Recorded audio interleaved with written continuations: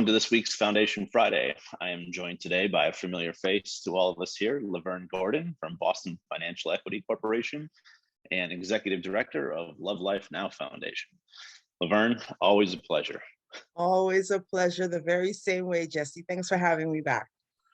No, and we're here today to talk about, equipment finance cares, the joys Yep. of being at home and having, Yes. Rory troll behind me here. Do a little dance. Yep. Give us all a show, Rory. doing, yeah. Like, okay, well, whatever. In the natural spirit of this, we'll just keep it going. Keep it moving. So, we're here to talk equipment finance cares. We just turned a year, 2 weeks ago? Yes. As far as from our first, I want to say this concept was probably April of last year, but our first event was in June. Back in June, yeah. Another big event that we had in June of last year was Legacy He Left Me came out. Yes. So I want to talk a little bit about that and what we've been able to achieve with that book project since then. But just kind of initial thoughts, Lovern, of the first 12 months of EFC and what we've been able to accomplish. Yeah. So first of all, I would be remiss if we didn't chat about why the initiative even came about. And it was really on you, Jesse, thinking about creative ways to get the book project out to our equipment finance friends. And then marrying that with, what would potentially become thought leadership panels. And that is really the brainchild behind this, is trying to get the issue of domestic violence awareness, which is what the book is about, into the hands of equipment finance friends, which you and I share a lot of commonality there. And, in coming up with that and not knowing what to expect, we were completely excited at the very first event that was held in Minnesota last year, back in June, as you mentioned. And the turnout was fantastic. Again, the commonality being folks wanted to support myself and the book project, you behind this venture, and then obviously learn more about what Equipment Finance Cares was. And the reception was amazing, that first event back in June of last year in Minnesota. And the panels were fantastic. The folks on the panels were fantastic. The questions that were asked were fantastic. People felt it was a very safe space to share about things that aren't normally talked about during typical panels in this industry. And for all of that, it was something that I will never forget. And since then, it has continued to catapult into other events that, again, people are continue to remain interested, as well as return guests that keep showing up if they're in the vicinity of the city that we're in. So I am completely grateful, obviously, because again, even in that first event as well, people were very receptive to the issue of domestic violence awareness. And the room was majorly made up of men, which we know this industry is made up of a lot of Caucasian, middle-aged white men, and they were open to the yay. But everyone, including women that were in attendance, they all were receptive to how can they be part of the solution and learning more about what the issue entailed. And so again, that's continued, and I'm very, very grateful to Equipment Finance Cares and this venture that you essentially came up with to try to get this issue out in front of folks as much as possible. I appreciate you giving me the kudos, but it was our brainchild. It was ours, yes. We constantly, as my mind always kind of thinks, it's like, okay, how do we take this one idea and then extrapolate it and then just keep going and going and going? And I think that's kind of, so at the end of this last event, which was our fifth one, we've done 2 this year, we had 3 last year. From a numbers perspective, we are about 250 different attendees, we're averaging about 50 per event. We get about 30 different equipment finance companies per each event. And this last one put us over, I want to say $14,000 that we've donated I just to the foundations and charities at the event, but that doesn't include we're almost at the six-figure number from yeah, additional money gained from people that they're not there, but they see what we're doing, or and they support happen. it. Yeah. And so I love the numbers, and obviously, the numbers make the vehicle work and get pushed forward.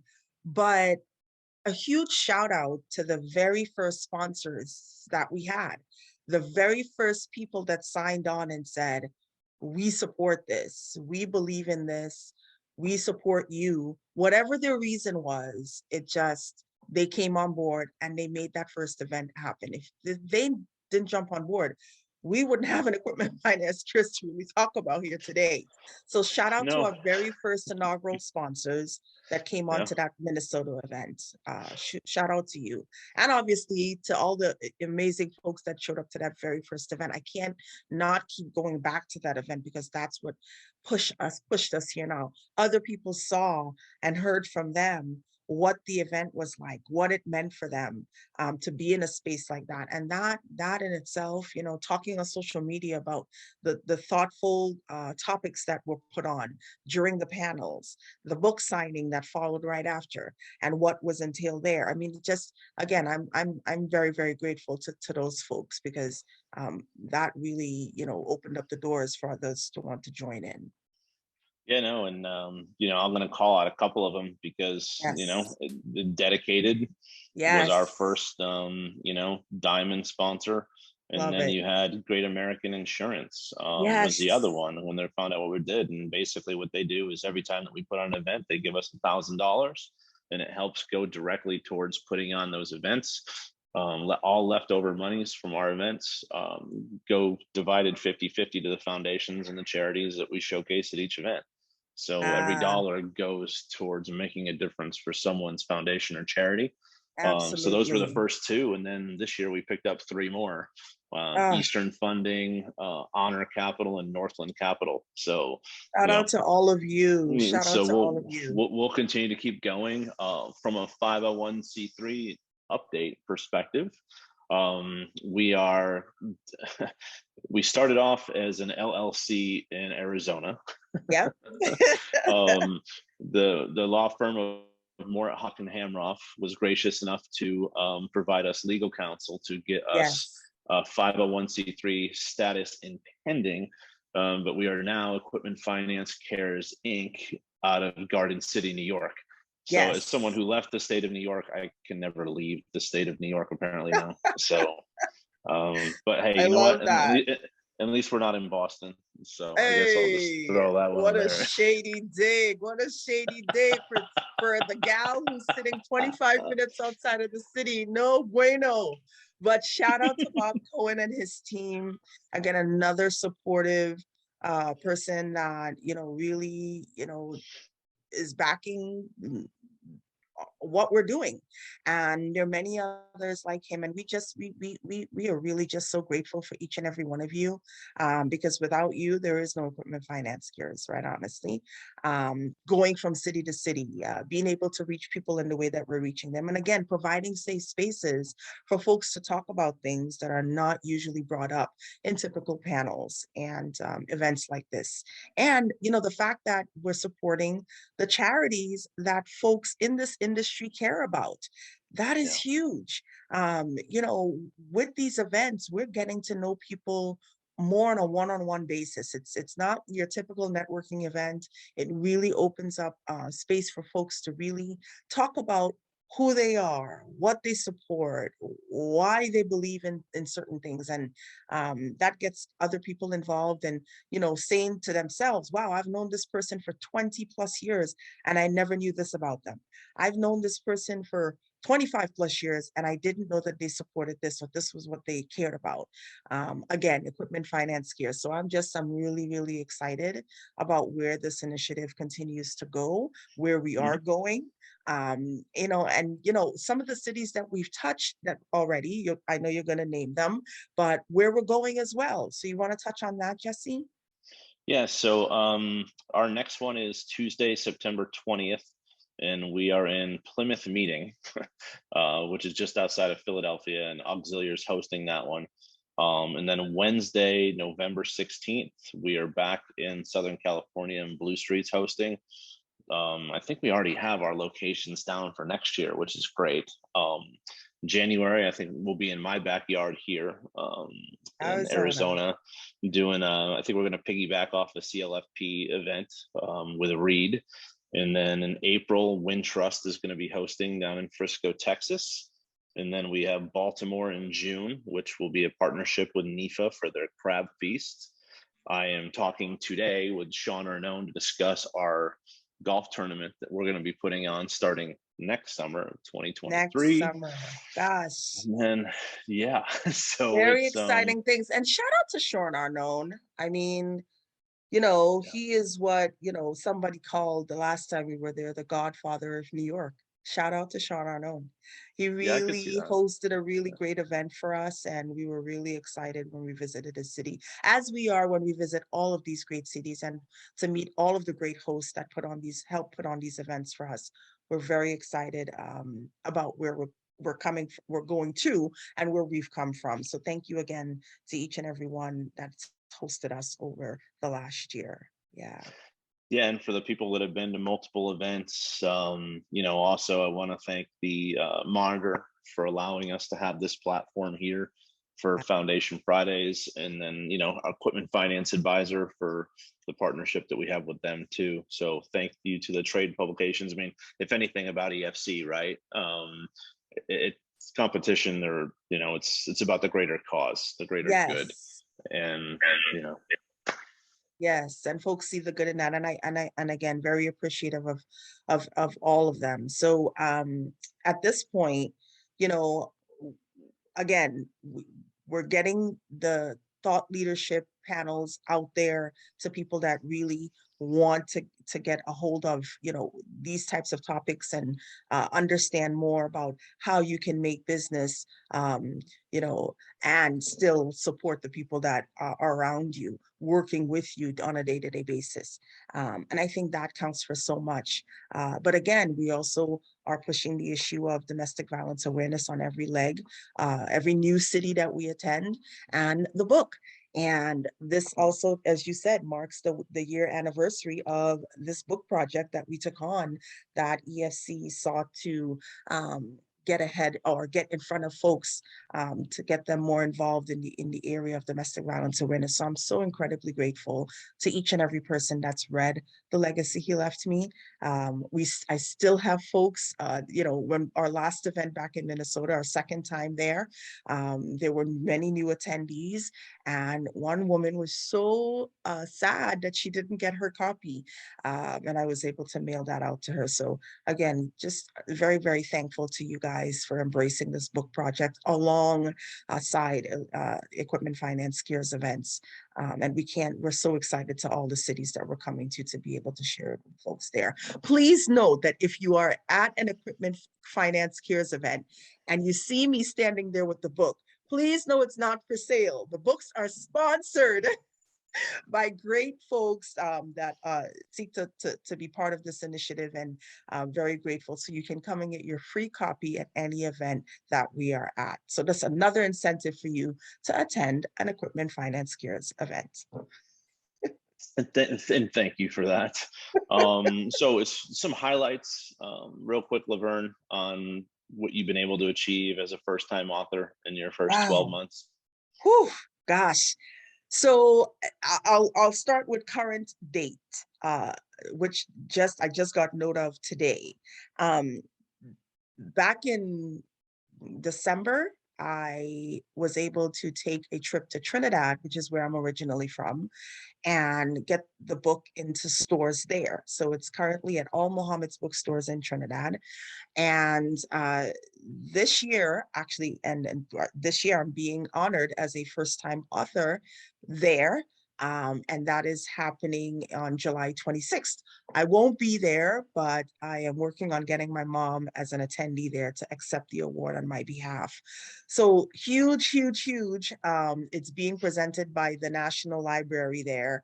So it's a pretty big deal, and I'm so excited because that's where the story starts, with the legacy he left me. So that, again, huge to me, and I'm so incredibly grateful to them and the island itself for embracing the book. But to start, I mean, all of the book signings outside of equipment finance scares, again, in Trinidad, where I'm originally from, and then, many cities throughout Boston, which is where I'm based, and embracing this book has been amazing. Getting into a bookstore in London, the oldest bookstore in London, Hatchards, it's where the book also sits. So it's an international domestic violence memoir that has touched so many people. We've sold thousands of books at this point, and I'm really pumped and excited again that people are picking up this book to get in the know about how they can be part of the solution, understand how people get in these types of relationships, how they can get out, and what life looks like on the other side of it. I am a shining example, which is why I wrote this book, which is why you sought to Brooke and the whole team at Paperclip to spearhead this project. And what a year it's been. I mean, the countless awards that we've gotten, the recognition, the book signings, as I mentioned, the amount that has been sold and continues to sell.